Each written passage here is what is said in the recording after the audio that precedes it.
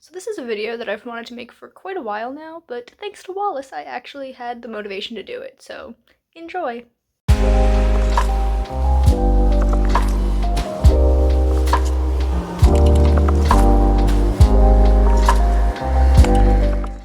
Hello everybody, my name is Danny and welcome back to my channel. Today I have what I think is an exciting video about literary alchemy, which is a topic that I love to talk about, I love learning more about.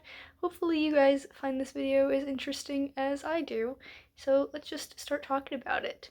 Now, literary alchemy is a term that dates back to 1971 when it was used as the title of an article by Jennifer R. Walters.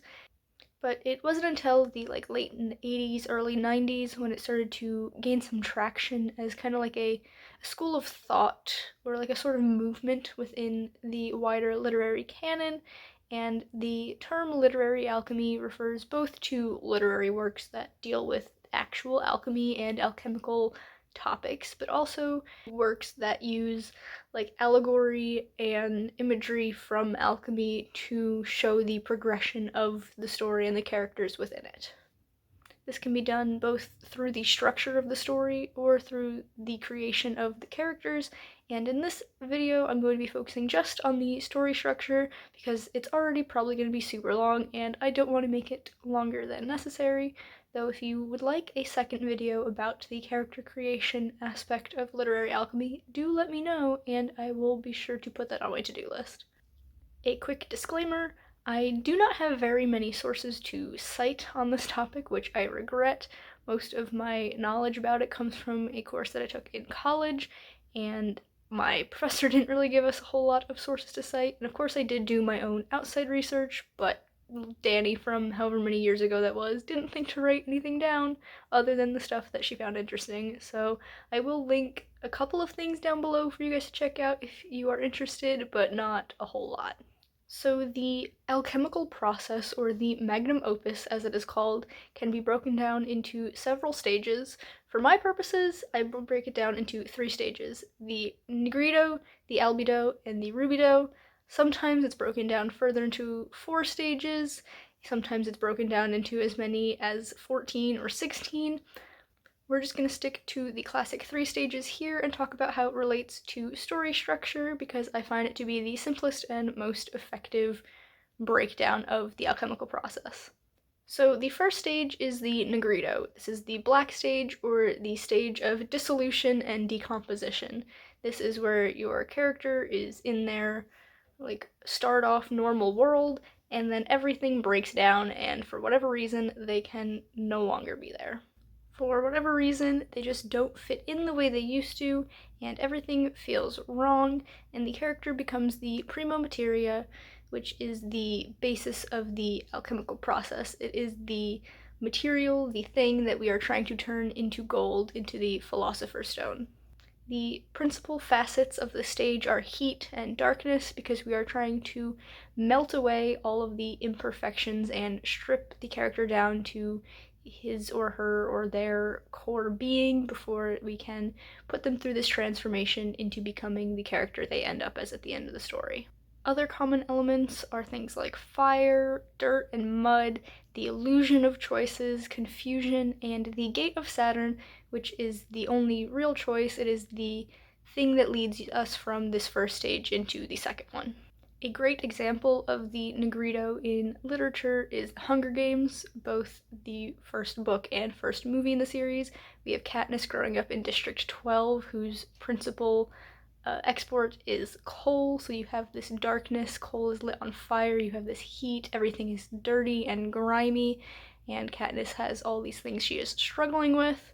And this also ties into the costumes that she and Peeta wear when they have this parade of tributes where they're dressed in all black and then lit on fire. And even before we get to the parade of tributes, you have Katniss with her prep team where they strip away everything that made her basically a person. They wax all of her hair off and it feels like her skin is coming off and she's basically stripped down to nothing. And then once everyone is in the arena, all of the tributes are wearing black and they constantly have all of these challenges thrown at them. So everything's all confusing and no one really knows what's going on. There's a lot of fire imagery in the Hunger Games trilogy as a whole, but definitely in this first book, like, Katniss almost burns to death. She causes the explosion at the careers camp and loses her hearing. She almost loses Peeta. Peeta does lose his leg. And then all of the dead tributes who had died throughout the course of the games end up coming back, but in this, like, false, fake sense as the Mutts. Another example is The Lord of the Rings, where we have Frodo and his friends as they leave the only home they've ever known, the Shire, because having the ring there makes it dangerous, so they can no longer stay there. We meet Strider, who is covered in dirt and grime, and he's sitting in this shadowy corner of the tavern with his hood pulled down low so you can't really see his face. We have the pursuit of the ring wraiths, one of which stabs Frodo with a black dagger. Eventually, this fellowship that had been formed breaks apart and fractures until you only have Frodo left with Sam, and he feels very alone even with his faithful friend beside him.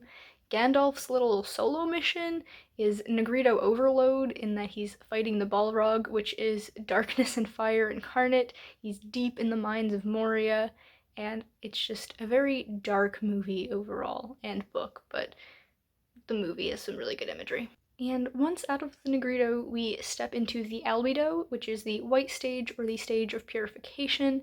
Here we have the protagonist not quite getting better, but things start to line up for them a little bit more, and they start to learn about this change in the world around them and formulate a plan to take on the world that seems to knock them down on their asses time and time again. Oftentimes, as we pass through the Gate of Saturn that I had mentioned, we have the Cauda Pavonis, I think is how it's pronounced. I don't speak Latin, but it means the peacock's tail. So when leaving the darkness of the Negrito, we see a whole range of colors that flash into the pure white of the Albedo. And not only does the darkness turn to light, but the oppressive heat of the Negrito turns to a coolness, and common symbols are the moon, watery things like snow or rain or fog, and also things with clarity like crystal or glass. With our first example of the Hunger Games, this would make Catching Fire the Albedo, which I know what you're thinking. You just said that fire is a symbol of the Negrito. I know. Things can overlap. It's not always super clear-cut when the stages take place. It's a very fluid event.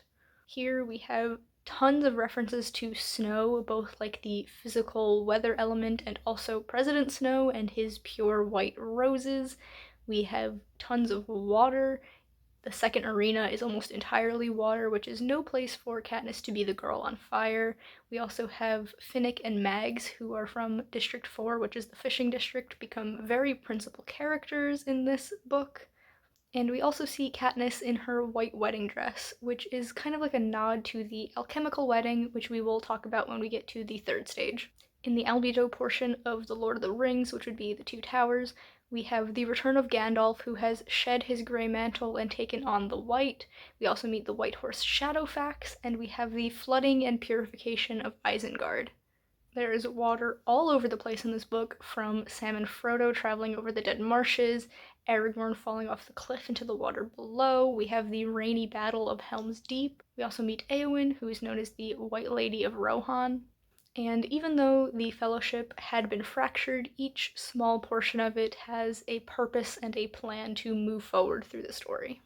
And this brings us to the third and final stage of the magnum opus, and that is the Rubido, which is the red stage and is the stage of perfection.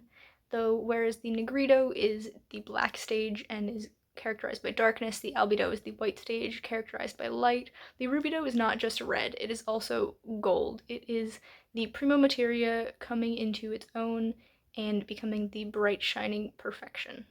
All of the characters' imperfections have been stripped away and lead them to become the Philosopher's Stone, this being that they need to be in order to bring the story to its conclusion. Here we see the resolution of opposites in the alchemical wedding, but also on smaller scales. The alchemical wedding is this big event where we see the union between the Negrito and the Albedo. We have King Sol and Queen Luna, heat and coolness, darkness and light coming together and becoming one. And every alchemical wedding has three parts: the wedding, obviously, which is just a union. We have a death, and we have a birth. And this birth is of the philosophical orphan, which is the culmination of all of these joining together of opposites and this initiation into a new world that is whole and one union. Note that the alchemical wedding doesn't have to be a literal wedding. For example, in the line The Witch in the Wardrobe, the alchemical wedding is represented by the meeting between Aslan and the White Witch, but just think about how many stories have a wedding, or at the very least, a big party right at the start of the third act. In Mockingjay, which is the third installment of the Hunger Games, we have the wedding between Annie and Finnick, which is an interesting example of the alchemical wedding to me, because it is Annie who represents King Sol with her red hair in the movie, dark hair in the book, and her constant confusion that's very reminiscent of the Negrito, and we have Finnick who represents Queen Luna with his blonde hair, and he's also very suave and calculating, very much an Albedo character, but still they come together in this union. Finnick dies, and they have a child, which signals the start of the new world, where there's not this fractured, issue between the capital and the districts. You have one world where children don't have to fight to the death anymore. Between all of the fire and bleeding and the infiltration of the capital in this book, there are abundant examples of both red and gold throughout this third installment. In The Lord of the Rings, we have the fiery eye of Sauron watching over everything, and only once the golden ring of power is thrown into the red lava in Mount Doom do things finally come to an end. We have the marriage between Faramir of Gondor and Eowyn of Rohan, King Sol and Queen Luna coming together and having a child, bridging these two kingdoms that were at odds with each other. The friendship between Legolas and Gimli also reads as kind of an alchemical wedding to me, because you have the red-haired dwarf and the blonde elf becoming friends, and dwarves and elves aren't really friends before this, so it is a union between those two people as well. And the death in this alchemical wedding is kind of funny, because it is like Frodo, Bilbo, Gandalf, and all of the elves going to the Undying Lands on the White Ship, and it's funny that it's the Undying Lands representing this death, but sometimes that's just how it is. We also have Aragorn taking his throne and becoming the king he was always meant to be, and we see this journey from Strider to King Aragorn progress throughout the story, and he truly is the Philosopher's Stone in this story, in my opinion. And so in the end, you have this alchemical process throughout the story, this magnum opus that brings your characters from the Primo Materia to the Philosopher's Stone. You bring them from a world where everything is wrong and there's confusion and pain and darkness everywhere, and you lead them through the light into this shiny new world where everything, maybe it's not perfect, because nothing's perfect, but it's better. There are no more opposites. Everything has come together in this new way. So I hope you guys enjoyed this video and that you learned a little something here. I would love to talk more about literary alchemy, whether it's the story structure part, talking about examples in other works of literature. I didn't want to use too many examples here because I didn't want this video to be like an hour long, but I thought The Hunger Games and The Lord of the Rings were two great examples of the points I was trying to make. I definitely do want to do this part 2 with the character creation aspect, so let me know if you're excited to see that.